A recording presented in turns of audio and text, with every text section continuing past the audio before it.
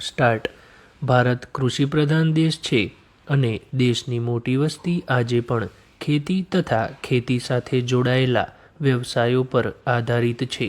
ખેડૂતો દેશના અન્નદાતા છે અને તેમની મહેનતના કારણે સમગ્ર સમાજને અનાજ, ફળો, શાકભાજી તથા અન્ય કૃષિ પેદાશો પ્રાપ્ત થાય છે. આધુનિક ખેતીમાં ઉત્પાદન વધારવા માટે રાસાયણિક ખાતરો અને જંતુનાશકોનો ઉપયોગ વધ્યો છે, જેના કારણે ટૂંકા ગાળામાં ઉત્પાદન વધ્યું હોવા છતાં લાંબા ગાળે જમીનની ફળદ્રુપતા ઘટવા, પાણીનું પ્રદૂષણ અને પર્યાવરણને નુકસાન જેવી સમસ્યાઓ ઊભી થઈ છે. આવી પરિસ્થિતિમાં જૈવિક ખેતી એક સારો અને ટકાઉ વિકલ્પ બની શકે છે.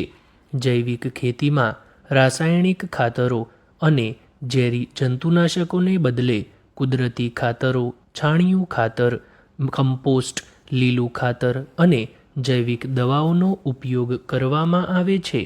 આ પદ્ધતિથી જમીનની કુદરતી ફળદ્રુપતા જળવાઈ રહે છે અને જમીનમાં રહેલા ઉપયોગી જીવાણુઓનું સંરક્ષણ થાય છે. જૈવિક ખેતીથી ઉત્પાદિત અનાજ, ફળો અને શાકભાજી આરોગ્યની દ્રષ્ટિએ પણ વધુ ઉપયોગી માનવામાં આવે છે.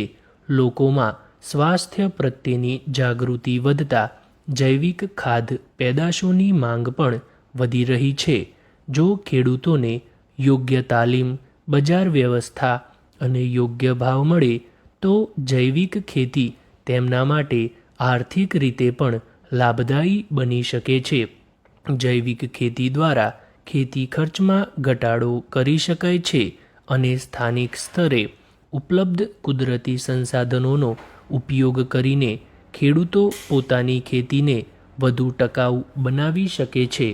જૈવિક ખેતીનો વિકાસ માત્ર ખેડૂતોની આવક વધારવા માટે જ નહીં, પરંતુ પર્યાવરણના સંરક્ષણ માટે પણ અત્યંત મહત્વપૂર્ણ છે. રાસાયણિક દવાઓનો ઓછો ઉપયોગ થવાથી જમીન અને પાણીનું પ્રદૂષણ ઘટે છે તથા ખેતીની આસપાસની જૈવિક વિવિધતા જળવાઈ રહે છે.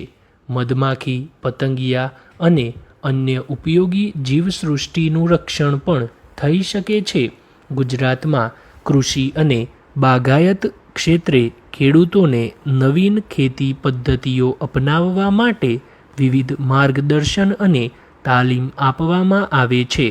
કૃષિ વિજ્ઞાન કેન્દ્રો, કૃષિ યુનિવર્સિટીઓ અને કૃષિ વિભાગ દ્વારા ખેડૂતોને જમીનની ગુણવત્તા, કુદરતી ખાતરો અને જૈવિક પદ્ધતિઓ અંગે માહિતી આપવામાં આવે છે.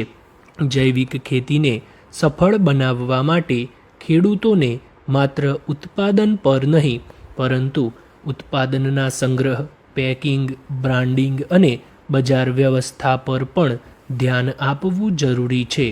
જો જૈવિક પેદાશોને યોગ્ય બજાર અને યોગ્ય ભાવ મળે તો ખેડૂતોની આવકમાં નોંધપાત્ર વધારો થઈ શકે છે. ગ્રાહકો પણ સ્થાનિક અને ગુણવત્તાયુક્ત જૈવિક પેદાશો ખરીદીને ખેડૂતોને પ્રોત્સાહન આપી શકે છે. શાળાઓ અને સમાજમાં જૈવિક ખેતી તથા સ્વસ્થ આહાર અંગે જાગૃતિ ફેલાવવી પણ જરૂરી છે. આમ જૈવિક ખેડૂતો સગ્રાહકો અને પર્યાવરણ ત્રણેય માટે લાભદાયી બની શકે છે. ઓવર.